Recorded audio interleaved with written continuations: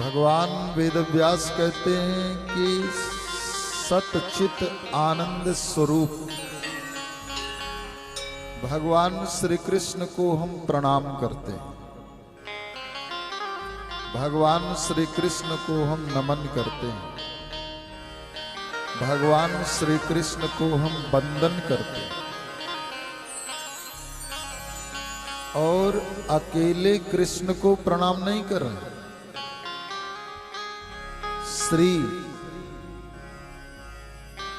श्री माने राधा जी, हम युगल स्वरूप को प्रणाम कर रहे हैं। हम अकेले कृष्ण को प्रणाम नहीं कर रहे हैं, हम युगल स्वरूप श्री राधा कृष्ण को प्रणाम कर रहे हैं।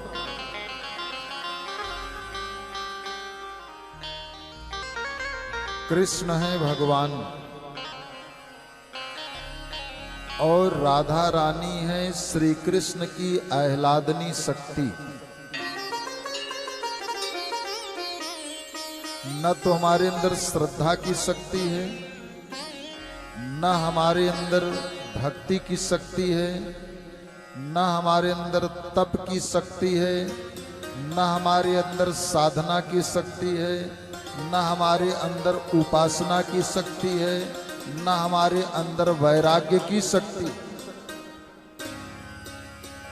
हम तो कृष्ण की आह्लादनी शक्ति श्री राधा रानी की शरण लेते हैं और उन्हीं की शक्ति के संबल से भगवान श्री कृष्ण को प्रणाम करते हैं। हे श्री राधे जू, आप मुझे भी शक्ति दो, भक्ति की शक्ति दो, श्रद्धा की शक्ति दो, स्नेह की शक्ति दो, प्रेम की शक्ति दो।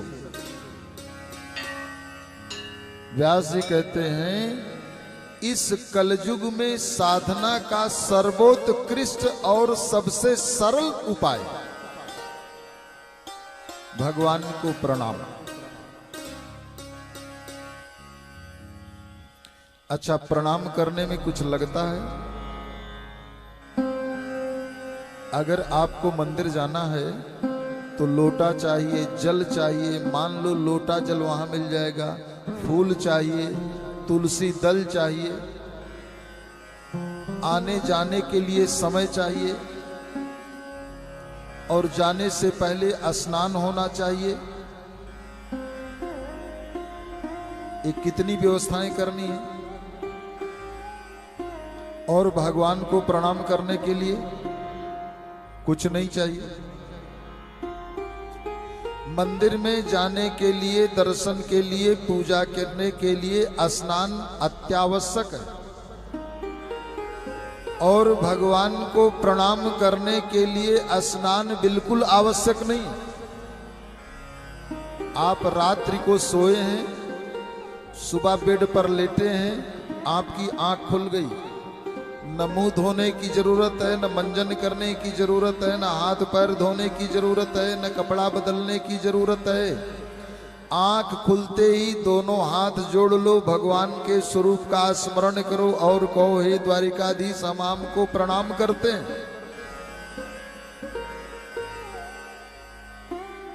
भगवान की पूजा और उपासना का इससे और कोई आसान तरीका हो सकता है? अच्छा, मंदिर 24 घंटे में आप एक बार जाएंगे, सुबह जाएंगे, शाम को 2 बार चले जाएंगे, बहुत नियम के पक्के हैं। तो मंदिर जाने के नियम की जो पूजा आपके द्वारा होगी वो 24 घंटे में 2 बार होगी, सुबह जाएंगे, शाम जाएंगे, बहुत मुश्किल से।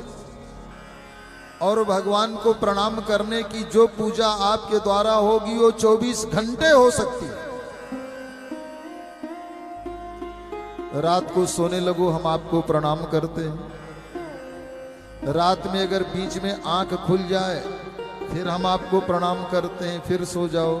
सुबह उठो, हम आपको प्रणाम करते हैं। स्नान करने जाने लगो, होय बिहारी जी, हम आपको प्रणाम करते हैं। स्नान करके लौटो ठाकुर जी हम आपको प्रणाम करते हैं। भोजन करने के लिए बैठे हो हम आपको प्रणाम करते हैं। भोजन करके उठो हम आपको प्रणाम करते हैं।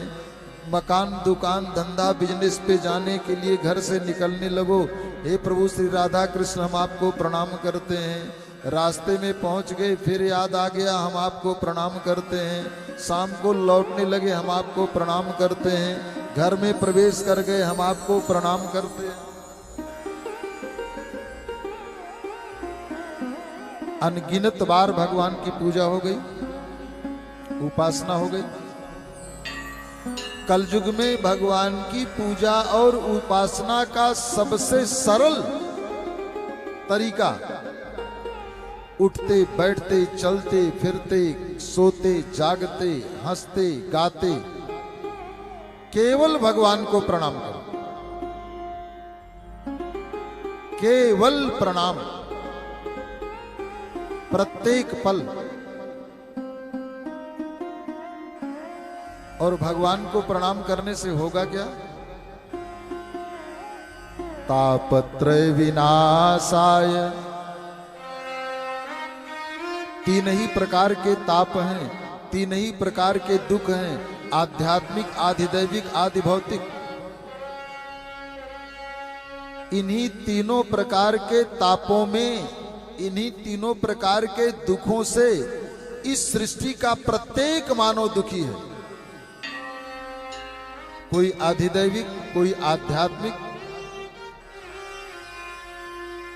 कोई आधिभौतिक। एक कृष्ण को प्रणाम करने से हमारे जीवन के तीनों प्रकार के तापों का उन्मूलन हो सकता है। तापत्रय विनाशाय केवल श्री कृष्णाय व्यंगनुमान। हे भगवान श्री कृष्ण हम आपको प्रणाम करते हैं, हम आपको वंदन करते हैं। भगवान श्री, देखो एक और बड़ी सुंदर बात, इस दुनिया को चलाने के लिए तीन भगवान लगे हुए हैं। इस सृष्टि को मैनेज करने के लिए तीन भगवान लगे हुए हैं, ब्रह्मा विष्णु और महेश। ब्रह्मा जी का काम है सृष्टि की रचना करना, बनाना। भगवान विष्णु का काम है पालन करना, संरक्षण करना। और भगवान शिव का काम है संहार करना। भगवान श्री कृष्ण इन तीनों कामों को अकेले करते हैं। सृष्टि को बनाते भी हैं, इसका पालन भी करते हैं और अंत में इसका संहार करते हैं। और कृष्ण ने इन तीनों काम को अकेले किया है, इसका साक्षात प्रमाण श्रीमद् भागवत महापुराण में।